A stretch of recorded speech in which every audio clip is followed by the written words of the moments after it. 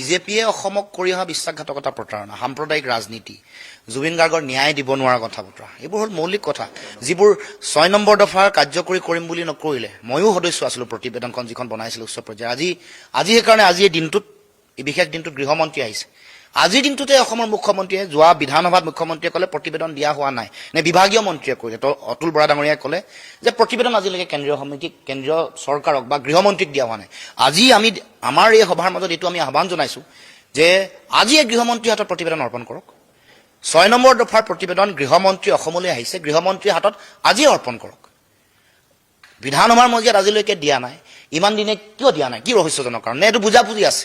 গৃহমন্ত্ৰীয়ে কৈ থাকিব যে আমি প্ৰতিবেদন পোৱা নাই আৰু অসম চৰকাৰে কৈ থাকিব আমি দিয়া হোৱা নাই এইটো এটা লুকাভাকু খেলিছে নেকি 6 জনগোষ্ঠী জনজাতিকৰণ চাহ বাগিচাৰ মানুহৰ মাটিৰ কথা 351 টকা তেওঁৰ দিন মজুৰি দিন হাজিৰা মূল্য বৃদ্ধি স্বজন তোষণ পৰিয়াল কেন্দ্ৰিক দুৰ্নীতি ভ্ৰষ্টাচাৰ এই সকলো ধৰণৰ